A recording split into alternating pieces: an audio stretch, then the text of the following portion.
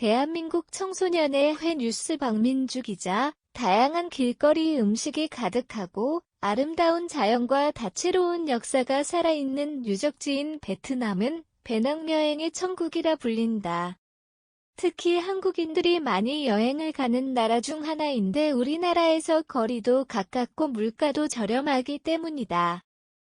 필자는 약 10년 전쯤 베트남의 수도인 하노이를 여행한 경험이 있는데 지난 여름방학 때 어디로 여행을 갈지 고민하던 중 하노이를 재방문하게 되었다. 베트남에 도착했을 때 가장 당황스러운 점은 아마 끝없이 이어지는 오토바이 행렬일 것이다.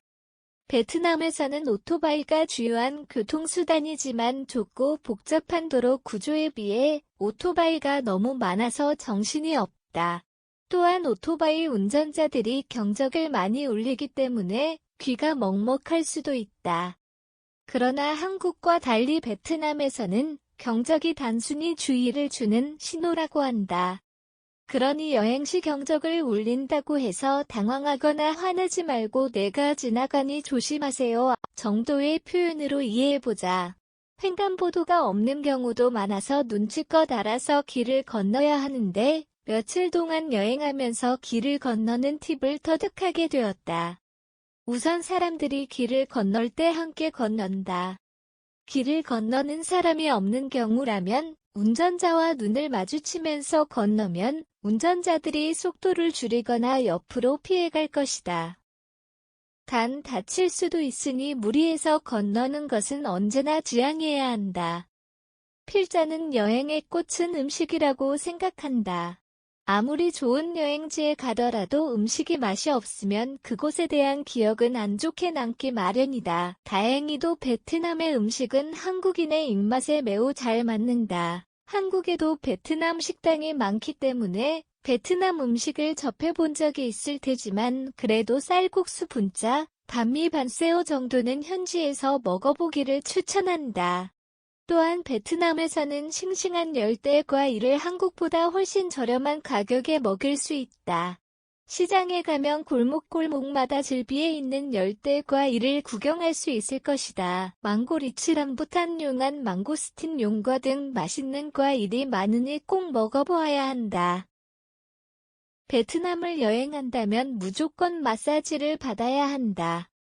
가격이 저렴하기도 하지만 하루 동안 쌓인 피로를 마사지로 풀어주면 다음날 리프레시한 기분으로 하루를 시작할 수 있기 때문이다. 필자는 돌아오는 날까지도 하루에 한 번 일일 마사지를 받았다. 가장 기억에 남는 마사지샵은 서리너 스파이다. 한국인들 사이에서 유명하다고 하고 후기도 좋아서 그냥 무작정 찾아간 곳이었는데 여행하면서 받은 마사지 중 가장 만족스러웠다.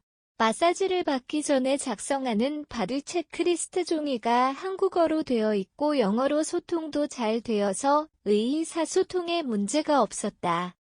단 이곳을 방문하고 싶다면 미리 예약하는 것을 추천한다.